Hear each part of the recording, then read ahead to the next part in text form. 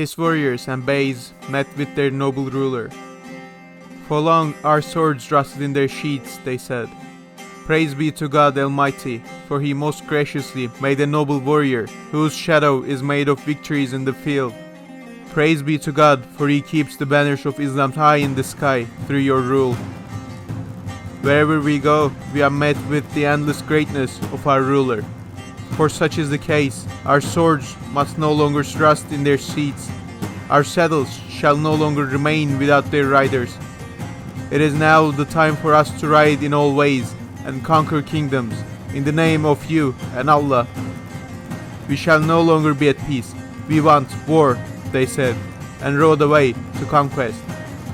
Before we get to the video, please subscribe and leave a like.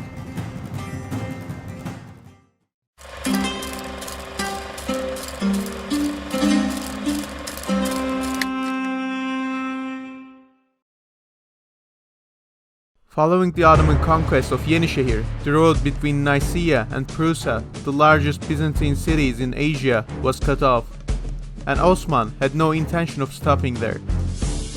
He mustered his men and marched on Nicaea, a rich city with religious importance to the Romans. The city was besieged, however it was well defended, and Ottomans did not dare to assault it. The siege drew Osman the attention he should have gotten much earlier.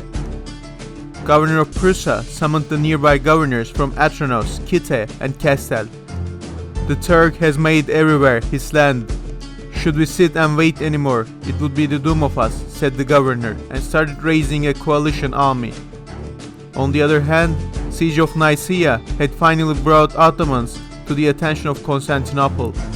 Emperor Andronikos II sent 2,000 men under his captain of guards, Georgios Mouzalon. This force was made of mostly island light cavalry, not unsimilar to Osman's forces, and some Slavic mercenaries. They were to land north of Nicaea and unite with the Prusa's coalition forces and crush Osman's army. However, both the emperor and Mouzalon were severely underestimating Osman's power, thinking him of a minor tribal chieftain. When it was heard that the imperial armies were marching on Osman, hundreds of Turkmen raiders rushed to his camp, pledging their swords to him, wanting to fight for this famous warlord. When Mouzalon's army was ready to set sail, Osman had already gathered a large force of 5,000 under his command. On top of that, Osman's scouts were constantly reporting imperial armies' whereabouts, and soon it became clear that Mouzalon was to land in modern-day Hersek, just to the north of Nicaea.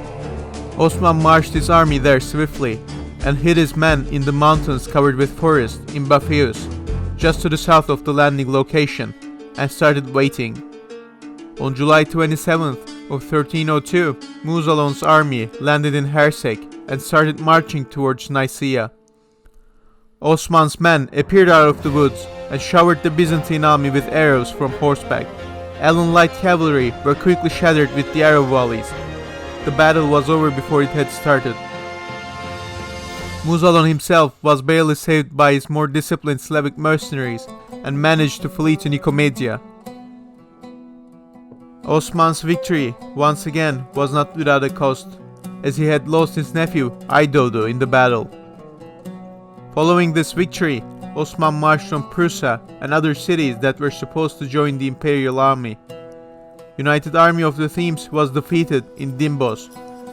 Osman then bypassed Prusa, which was well defended, and went after weaker members of this coalition.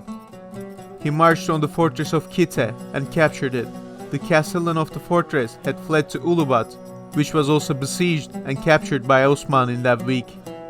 The castellan was executed as a revenge for Osman's slain nephew, killed in Battle of Bapheous. The defeat in Baphius caused mass panic in Constantinople. It was shown that the once mighty empire was now unable to defeat a minor power.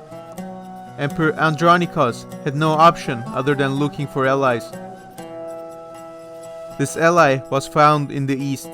Andronikos was promised an army by the Mongol Khan of Persia, Ghazan Khan, in return of a marriage between the Khan and Princess Maria, daughter of the emperor.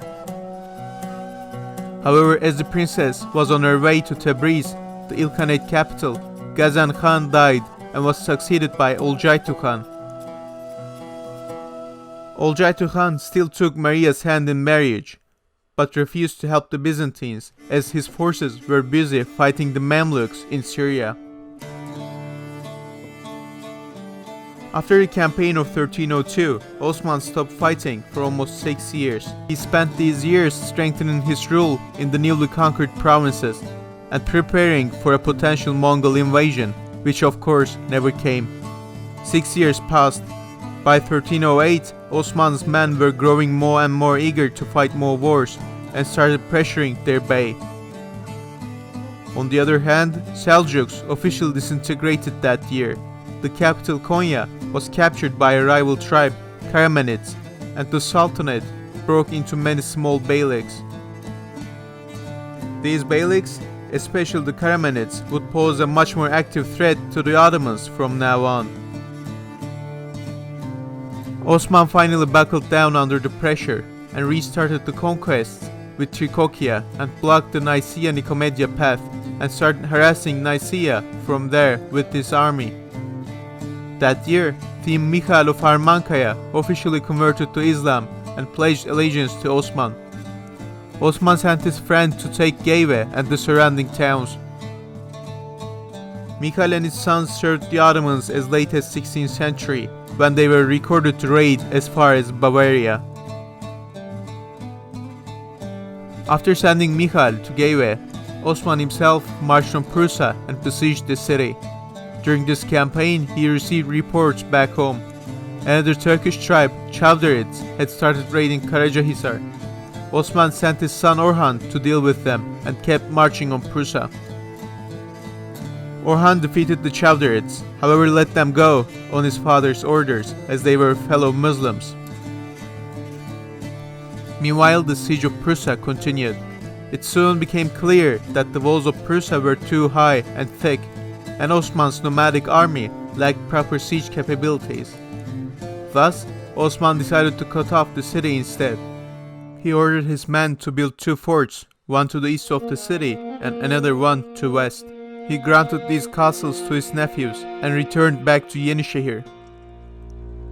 The siege achieved little success even with these forts, however, as tribal Ottoman army could not maintain a proper siege for very long, as these troops had families to tend to in their homes. This stalemate lasted for many years. By 1317, Osman had grown too sick with gout and was unable to go on campaigns himself. However, this did not stop the Ottomans. Osman's son and men continued conquests and raids, especially on Prusa and Nicaea. These raids and conquests continued for almost a decade, resulting in a major ethnic change. Constant Turkish raids caused the Greek citizens to flee from the region. Meanwhile, with each passing day, more and more Turkish tribes arrived to join the lucrative raids. In 1326, Osman died from gout, leaving a single cloak, a pair of boots, 100 sheep, a couple of horses, and a small country made of a dozen towns. Small maybe, but ready to explode.